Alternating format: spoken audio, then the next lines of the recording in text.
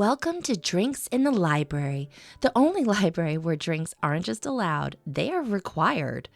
I'm your librarian host, Gigi Howard, and each episode I'll be interviewing a guest about a much-loved book that we will be pairing with a drink for you to enjoy along with us or consider for your next book club meetup. As always, stay curious and support your local library.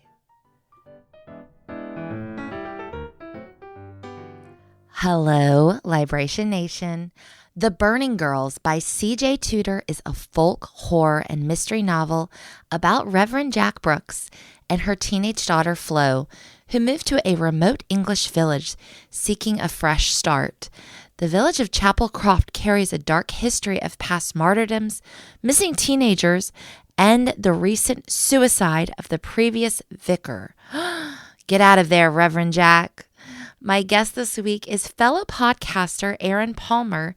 She hosts the podcast, Did You Read the Book? Along with her friends, Erin celebrates the rare times Hollywood gets it right, lovingly roasts the time it absolutely doesn't, and argues over whether cutting your favorite character was necessary or just a personal attack. So head on over and check out Did You Read the Book podcast.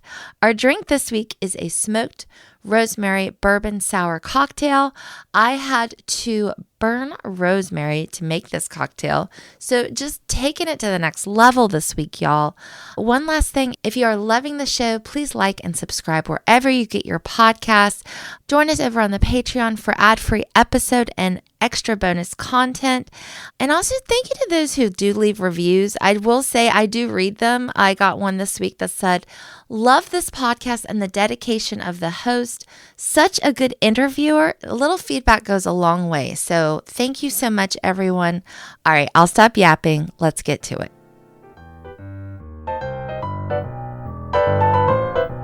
Okay, Erin, we're going to start with a drink because I feel like so often in these episodes, I get so hyper-focused on the book, which is the main point. But you and I both have our drink tonight. So what are we drinking? Indeed. Well, I actually had to switch things up, so you're probably drinking something different than me, so I apologize in advance. I ran out of things, but I am drinking basically a Moscow Mule with a little bit of like lavender bitters in there. So yeah, I pulled a curveball. I apologize. That's okay. Okay. But for the listener, we love this.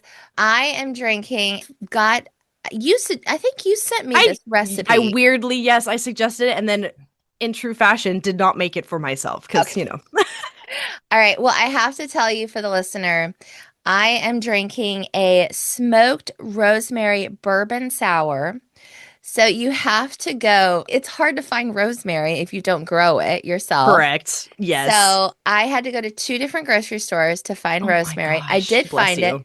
And then you have to smoke it. So you have to burn it a little bit. Yeah. I found a Bibb and Tucker, and it's a double charred Tennessee bourbon. So it's in second heavily charred and smoked barrel. So I was like, well, I lean into it. I had to do that, right? And then it's a little bit of bitters and then lemonade. Ooh, perfect. Yeah, so then I have it in this pretty glass here. Got your little cute coupe glass. It's cute. Isn't that great? It's beautiful. Love it. I have to tell you, also, my husband, I made one for him. I put his in a rocks glass, but anyway, so he's having one in the other room. So amazing. All of this smoked, charred, because what are we reading tonight, Erin? We are reading a book called The Burning Girls by C.J. Tudor. Love it. So this is a book you love. When did you pick it up? What were your first thoughts? Who were you at the time? I have been racking my brain. I'm like, who was I at that time? This was definitely I feel like this was a COVID read. So this is kind of relatively recent. But I am a huge fan of horror and kind of mystery and true crime, like all of these things I've always really loved. And for some reason, I was like really into the cinema scene of all of these genres, but I hadn't actually touched on a lot of books in that genre. And so it just kind of dawned on me one day. I was like, I really want to like read more books around this topic. And so I started kind of asking around, saying like, what books do you guys recommend in this genre? And I was, on Book Talk and like just kind of like seeing what was out there. And I just happened upon this book. And then somebody else kind of mentioned it later saying, oh my God, this author is really good. They're really like kind of vibes like Stephen King, and they had a lot of inspiration. And Yeah. so when I picked up her book and read it, I was like, oh yeah, I can absolutely see it. And I just fell in love with the style, and it's creepy, it's funny. There's a lot of just really crazy turns. It was like everything that I would want in a movie or a show. And I was like, this is perfect. And it kind of got me on this really big kind of suspense horror thriller book kick from then on. So it was pretty great. Are you still on the kick? Yes. It bounces back and forth between like true horror and honestly like fantasy sci-fi. Like I'm a really big sci-fi nerd, so I'll kind of oscillate between those two and it's like, okay, what am I feeling today? But Mm-hmm. yep, it's definitely I've sought out a lot more books in that kind of horror niche since this book, to be honest. It's been pretty Yeah. fun. And I was telling you before we started recording, like I've listened to a lot with CJ Tudor talk about she is so inspired by Stephen King. I mean, aren't we all? We all are. He's had a little bit of an impact on people, I think. Uh, Just a hair. Just a hair. Tiny little bit. Yeah. Yeah. Yeah, I know. I was watching some of her interviews as well because this was the first book I'd read by her. And I ended up actually going later and reading another one of her books. I'm still kind of working through her repertoire, but she also wrote The Chalk Man, which is, if you haven't read that one, it's creepy and there's some kind of body horror stuff in it. And it's like completely different tone, but still really, really good writing from the Burning Girls. But yeah, she said a lot of kind of the thriller niche was inspiration from Stephen King, and kind of looking into the books that she's written.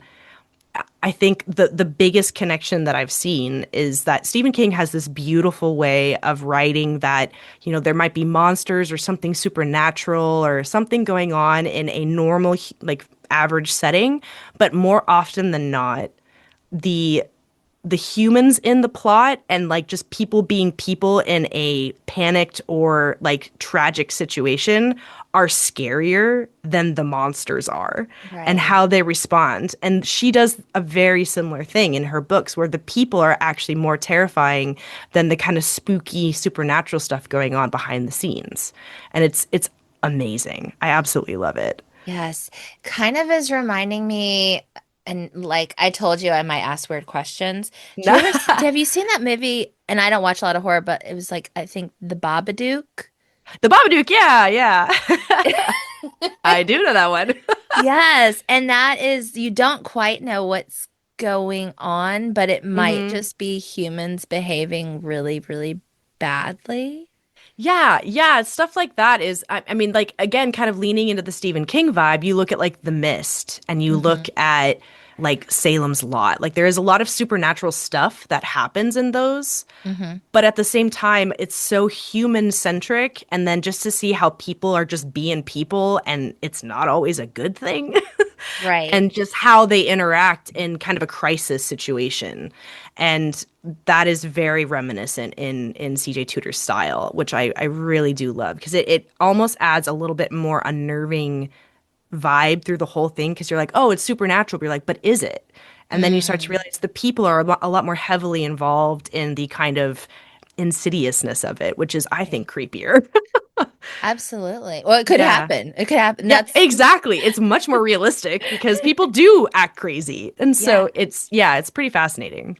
absolutely. All right. So we talked kind of like around the story a little bit. Like pull us in. Who are the girls? Who is burning?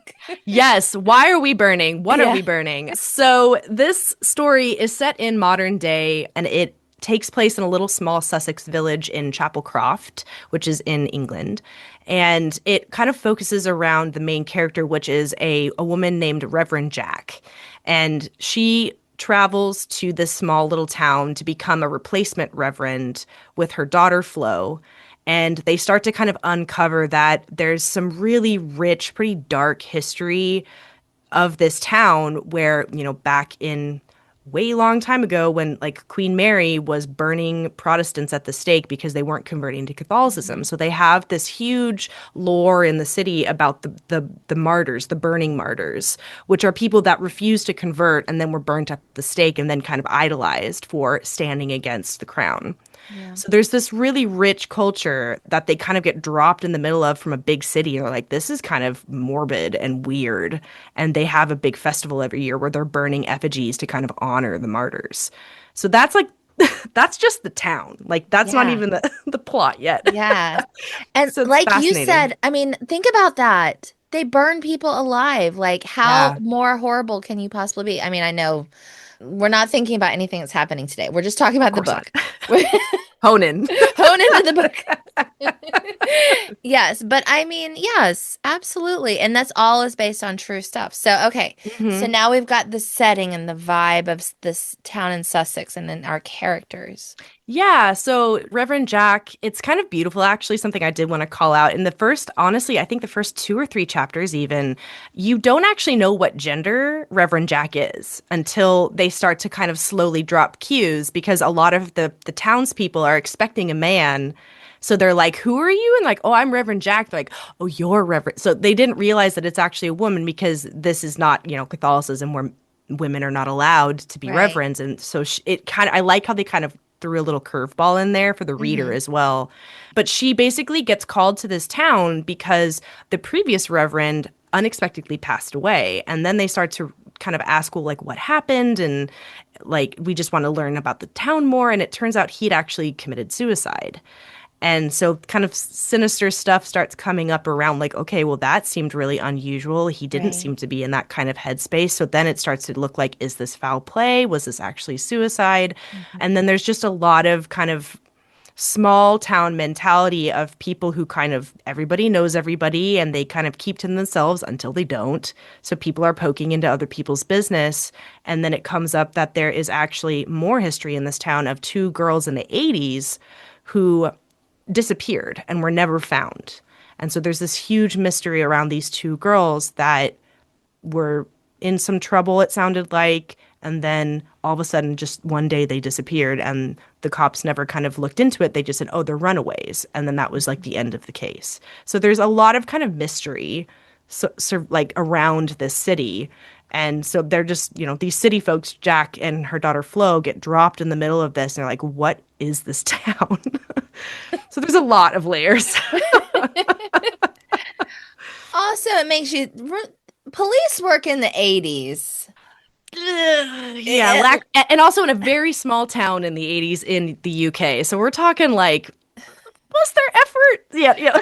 Yeah, Yeah. it just, well, they wanted to run away. Right. Kids will be kids.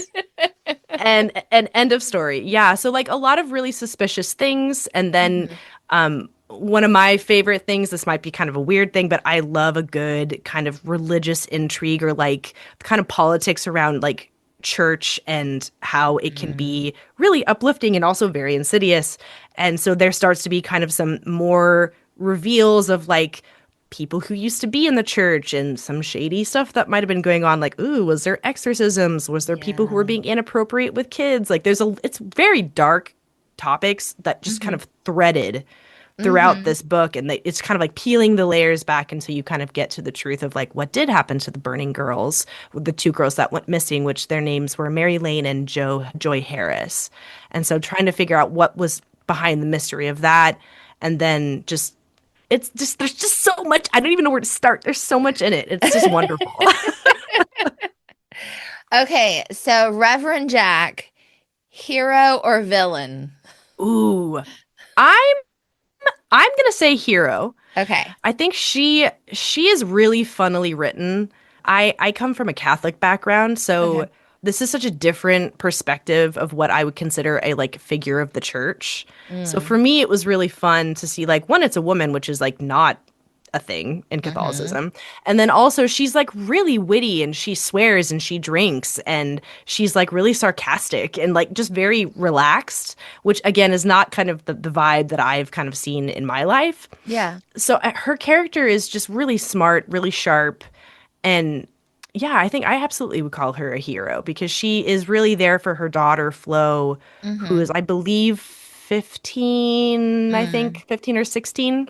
And it's just the two of them. Her husband died, which we find out later he was murdered.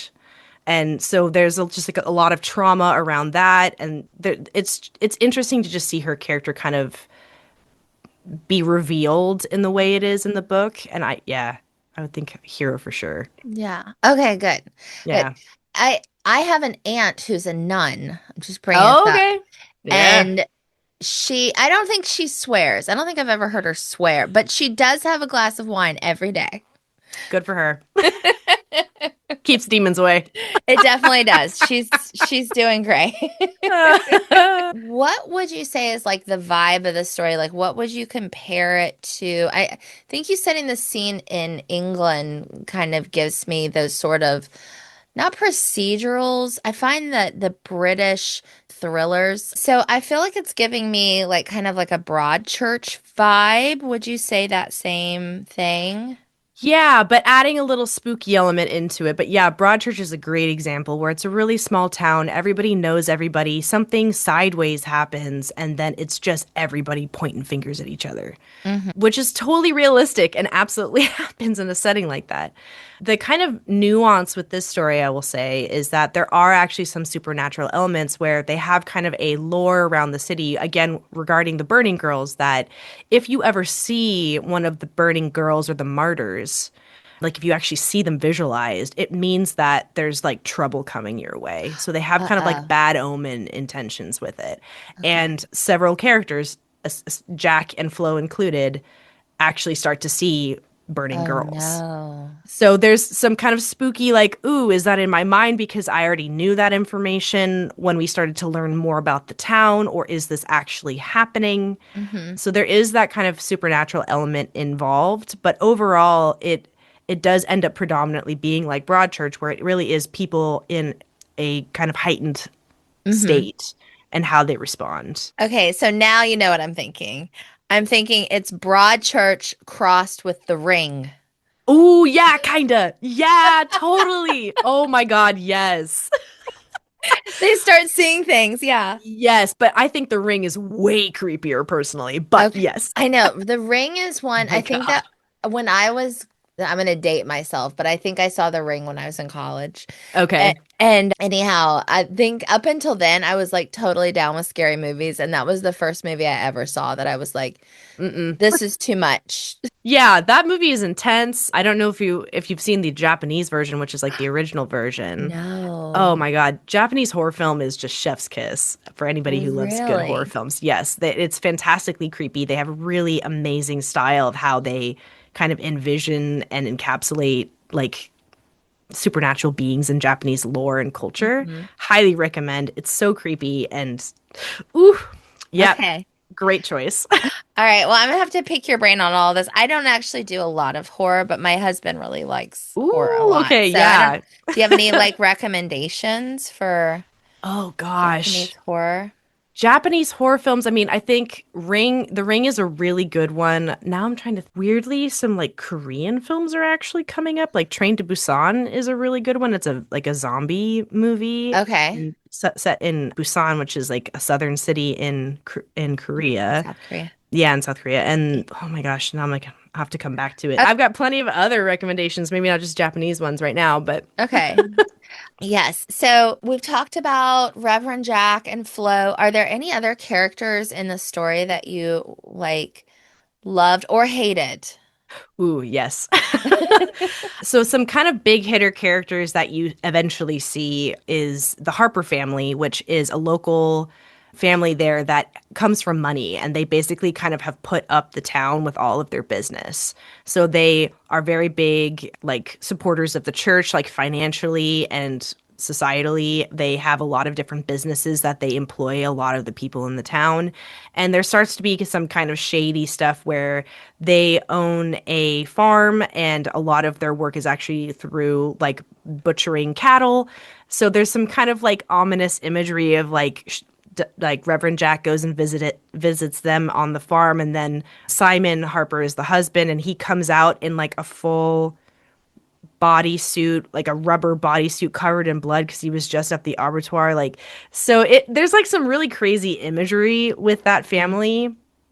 And they're kind of woven in and out where there's some weird stuff that's happened where their daughter's best friend just mysteriously died on their property. And then the daughter is like a really the other daughter is a really big bully. And then they were hiding secrets about their family heritage. And there's Mm-hmm. just a lot of kind of intrigue with this family who's like really prominent and has some kind of skeletons in the closet. Some of them actually kind of literal. It's pretty wild. Okay, I'm sorry for like I'm like pulling everything in, but I'm Nah, like it's all good. they're the British Murdaugh. Did you watch like the Murdaugh murders? Yeah, Yeah, so they're yeah. I mean, I don't know about you, but I've never had any of my children's friends die on our property, you You know, know? can't say I have either. Yeah, exactly like their Murdochs. Yeah, yeah. Yeah. So they just like very prominent family, very wealthy family. They've got their fingers in everything. Mm-hmm. And then a lot of it is like the people who kind of are running the church, the other reverends, the other kind of people who at are kind of the caretakers. They're like, oh, well, we always listen to the Harper family for their advice because they pay for this church. So there's a lot of weight behind their family. And you Mm-hmm. start to kind of see they're big, all of them are pretty big bullies. They know they carry the weight. And so you start to see how that kind of affects how police investigations go, how investigations of like what happened to the previous reverend goes. So there's a Mm-hmm. lot of that kind of intrigue going on around that family, which Okay. love. I Yeah. I mean, we're pulling it all together. We've got the Murdochs, we've got the Ring. The story has it all, and Stephen King. And Stephen King. It's got it. And then another really amazing character that becomes extremely important later in the story is a character named Wrigley. And he is the same age as Flo. They meet accidentally. He was on their property and was like sneaking around. He didn't know anybody was living there because the previous reverend had passed away, so he thought it was vacant. They bump into each other and become friends. And his character is interesting. He's got a disorder that I'm blanking on the name, but basically he has like uncontrollable twitching, which is why they call him Wrigley. Okay. And so he's kind of an outcast, and Flo really likes him because she feels kind of like an outcast, especially in this new town where she doesn't have any friends. And so he becomes kind of a prominent character. And then, like everything else in this town, stuff starts to come out. It's like, oh, you know, he was kicked out of his last school, and you know why, right? Oh, he Mhm. tried to burn down the school, and there was a student that got locked inside and almost died, and like, so there's crazy stuff that just keeps coming out about everybody, and his character becomes really prominent later. But yeah, just there's just so many amazingly unique characters that are just kind of like coming and going throughout the whole thing, and everybody plays a part. So like the people you think is just kind of a blank, they come back later and you're like, "Wait a second. Yeah. I've forgotten about that person." And they're like everybody has a role. It's pretty Yeah. great. Really Yeah. good writing. Absolutely. She is so cool, CJ Tudor. I know. I want to be her. I want her to be my friend. She's amazing. I've seen several interviews with her. She just has such a cool vibe. Yes. So for like the listener, she's got like this cute little blonde pixie haircut. Hmm. She's British, which also, for Americans, we're like, It's charming. that's cool and charming. Yeah. So, but yeah, I was just like listening to her talk. And so her first book, The Chalk Man, yes. So Yeah. she was her debut novel, and it came out when she was 46 years old. Yeah. Yeah. It's from some interviews and stuff that I've read on her. It sounds like, like any kind of true artist, it takes time Right. to kind of get known. And when you find your break, you find your break. And there is no telling when. And it sounds like it did take her several, I think almost decades to kind of get into the kind of flow of it. And yeah, I believe Chalkman was the first like major hit for her. And then it just kind of went from there. Yeah, her books are really incredibly well written. And she puts a lot of very interesting thought into how, like, I think somebody had asked, like, do you intend to write page turners? And she's like, I just write what I want to read. Like, Right. and I feel like she's kind of hit that. Like, there's a lot of parts in her books that I'm like, oh my God, where is this going? I need to know. And it's just really intriguing writing. Yeah. What you just said, she writes what she wants to read. I thought it was interesting. she said, you can't write what other people want to read. And she was talking, so she landed an agent, which is like a huge deal for a Yeah, writer. Like a lot of writers I know are unagented, and that is like it's a important. struggle. It's a struggle for them to get into, especially a traditional publishing model. Hmm. But she had this agent who was like extremely successful of being an agent for procedural type authors who wrote Hmm. specific types of crime stories. But she wanted to write these crime stories with a little bit of the, is there a ghost? What else? Yeah, The supernatural. And they kept telling her no. And so she said she had to make like the scary choice to like say this isn't working, which for a yeah, lot of authors is crazy because you fight to get the agent. I know.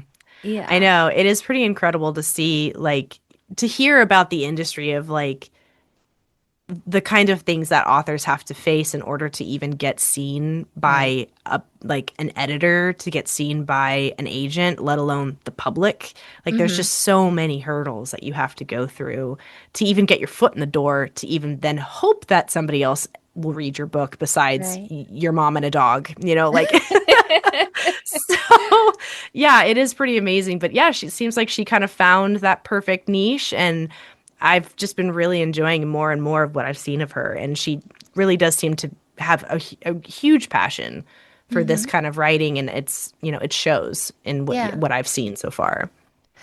And I want to keep talking about the book, but this is kind of Hmm. making me think of like living passions and doing what's important for you. Yeah. So I wanted to bring up your podcast. Did you Uh-oh. read? And I'm going to start at the beginning.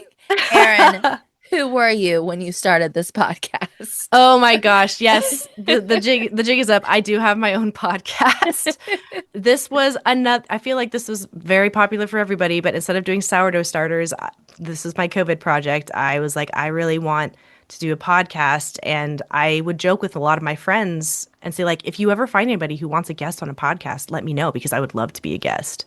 And one of my friends said one day, like, you should just start your own podcast. And I kind of laughed at it. I was like, oh, yeah, right. Like, I'd start a podcast. And then I actually started looking into it. And now we're almost 5 years in, and I have a podcast. But yeah. Yeah. So, what do you describe to our listeners like your podcast? Obviously, we have a lot of book readers and book lovers. So, what do y'all talk about? Yeah, so my podcast is called Did You Read the Book? And I have at least one or two guests on every episode. And we talk about a source material. So usually it's a book or a graphic novel in some cases. And then we have a kind of a chunk of time where we talk just about that book. And then we have a secondary set where we talk about an adaptation of that source material. So that could also be a comic book or a series or a film or an animated series film, etc., any other adaptation essentially. And then the third part is talking about them side by side. So doing a comparison. So it's, book, then adaptation, then how do they differ? How are they the same? What do we love? What do we hate? What do we love to Hmm. hate? Like these are Yeah. all of the things that we kind of cover per every episode pretty much. Yeah. What is your favorite episode? Oh, this is like trying to pick my favorite child. I know, I've said the Oh, same thing. none of them are connected. So yeah, absolutely you can kind of jump around, but I would say my one of my favorite episodes, because this is very near and dear to my heart from the sci-fi perspective, Hmm. is Altered Carbon. Okay. So that one I actually record that with my brother. Oh, And we are both huge sci-fi nerds. And so that one is a very, very special one for me because we just completely nerd out. And that's a lot of political intrigue and a lot of religious connotations in a futuristic setting. And like, what is bodily autonomy? What is the soul? What is the mind? And how kind of AI, how kind of tech gets involved and just kind of muddles things. It's a mm-hmm. beautifully crazy story. I highly recommend it. But yeah, that probably would be one of my favorite episodes. Yeah. I always go back to that one. It's always fun to record with people you know really well. Well, and that's kind of the beauty is like a lot of my, well, actually, a lot of all of my guests are friends or family. So it is Okay. always just kind of us being dorks for an hour or two. And Uh-huh. because I keep pestering people like, do you want to be on it for this topic? And people are like, yes. And they keep coming back, which I'm so thankful for. But I'm always looking for more guests. If anybody is interested, I am always on the lookout for somebody new. Okay, well, Yeah, very, yeah. that's so cool. Well, and I mean, do you think that your podcast, did you make it for yourself? Oh, yeah. Yeah. Yeah, it was something that I'd been, wanting to do for a while before pandemic brain set in. And like, I've always been a very kind of creative person. I do a lot of like art projects. Like, I do a lot of sewing and knitting, crocheting, cross stitching. I play music. Like, I just do a lot of stuff just to create. And so Hmm. this was another thing that I'd never really done before and had always been interested. And now that I've kind of gotten into it, it's like this is something that I don't need to make money off of it. I don't care if anybody else listens to it. I'm enjoying it. So Right. it's been really fun for me so far, and I'm just kind of riding that wave. Yeah. Well, like as you and I were like chatting about before we started recording, Hmm. I don't know. I've never gotten in. I don't think I've ever talked on this podcast about like how hard making a podcast Yeah, dude. It's wild. I think from actual like start of like I think I actually want to do this to actually starting my podcast and like launching everything. I think it took me about a year just to Hmm. kind of do the research, try to figure out the name, the branding, the structure, the topics. Hmm. If anybody would actually be interested in one being on my show slash listen to it. Yeah. And just I also kind of had to learn how to do audio editing, and also had to learn how like I want my own website. How do I do that? And I want Right. to be able to connect to other listening platforms. Like there was just so many layers that the more I kept digging into it, was like, this is a lot. It's Yeah. intense. It's a lot. And then like all the everything that goes into it, the editing.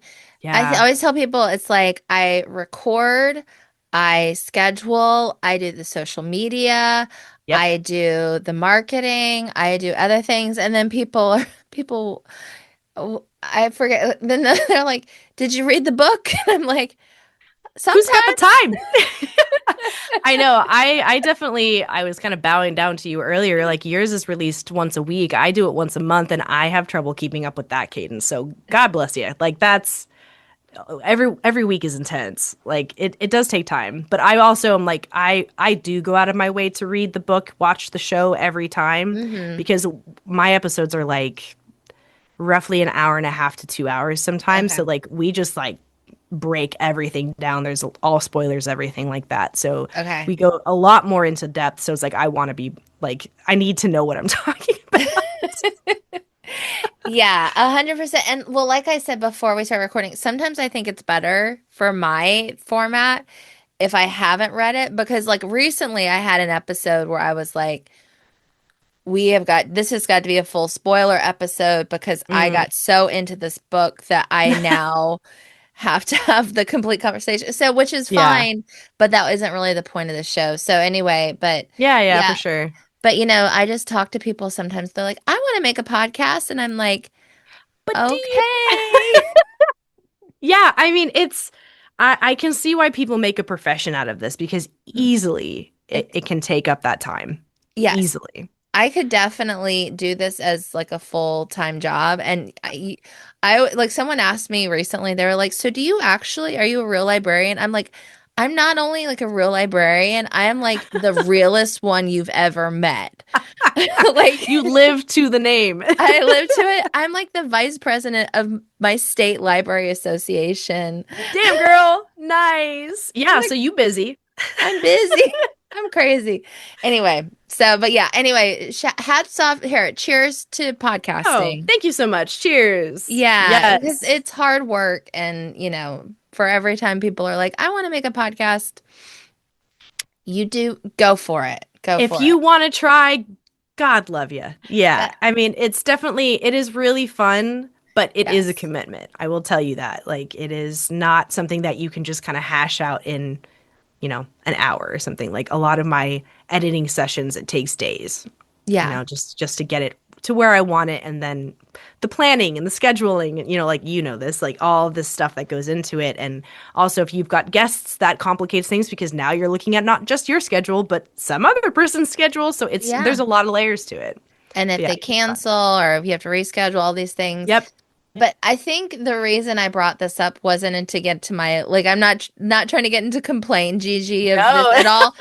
But my point is that I love doing it and I make it for Same. myself. Yeah, same. People have asked me like, when are you going to start like asking for Patreon, or when are you going to start like making money off it? I was like, that was never the plan. Yeah. Like I never intended for this to become this, like, this will be my livelihood. I wanted to do this because I am a nerd and I like talking to other nerds about nerdy things. Yeah. And I have been able to do that and have this outlet, and I've been really, really enjoying it. So I I think it's good that I went in with the expectation of that, because if it had been like, this is going to be the big plan and I'm going to make a living off of this and I'm going to get famous and, like all of that stuff, is like, you just don't know Right. who's going to grab onto it. Right. And that's not really the point for me. And I very much enjoyed it. Yeah.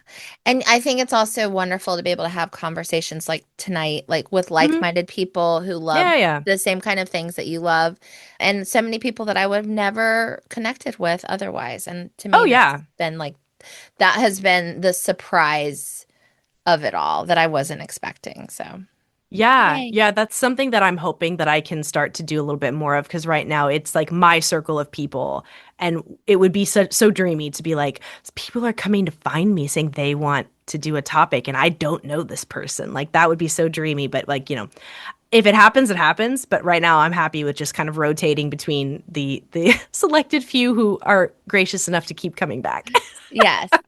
Yeah. No, absolutely. I just wanted to have a conversation about like why it's important to love the art that you create. And like you said, if you never make money off of it, you don't make money off of it. It'd be great if you Yeah. did, but I mean, yeah.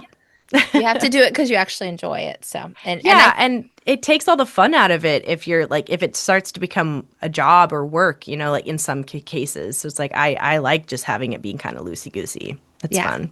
Yeah. And I think that takes us back to CJ Tudor, that Mm. she writes the books that she wants to read, that she loves. Yeah. For sure. And that's what she was talking about.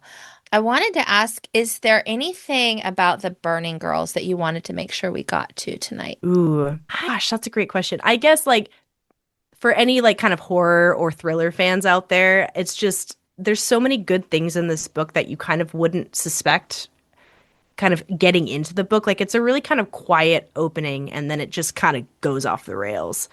There's the classic like intrigue and suspense, and then, like, was it murder? Was it not? Like there's a lot of that kind of broad churchy stuff in there.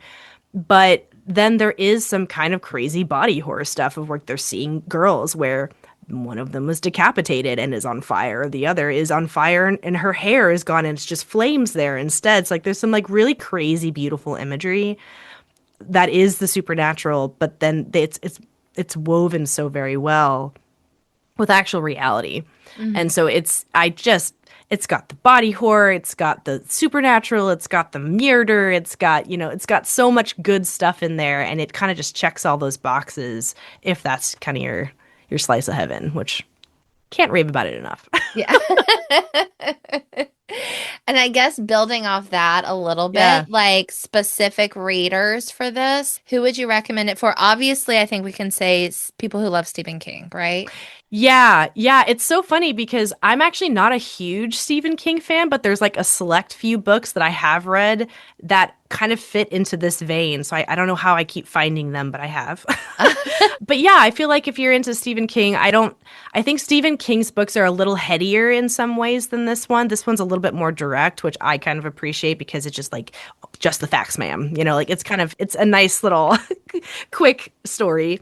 But yeah, I mean, I feel like anybody who's kind of lived in a small town and has seen weird stuff happen, and you're like, yep, I can relate to that. Or, it's kind of a fun, almost like looking under a microscope. If you've never lived in a small town, you're like, I can't even imagine living like this. And like kind of Hmm. seeing this little behind the curtain view of a very small rural town and just how much crazy stuff is going on there.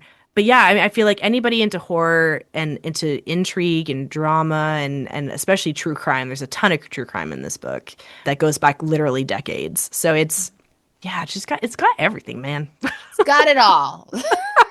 Oh my gosh. Well, I think you're selling everybody on the book. This has been so fun. Okay. But Erin, thank you for joining me tonight. And it's always fun to chat with like a fellow podcaster. We can talk about our war stories. Battle scars. Yep. Battle Thank you so scars. much for giving me a space to be a nerd elsewhere because I always joke that it's like, well, it's just me in a bubble. So if anyone wants to hear me, you know where to find me. But thank you Yes. Yeah. for letting me on the show. And for anyone listening to this, they can reach out to you where?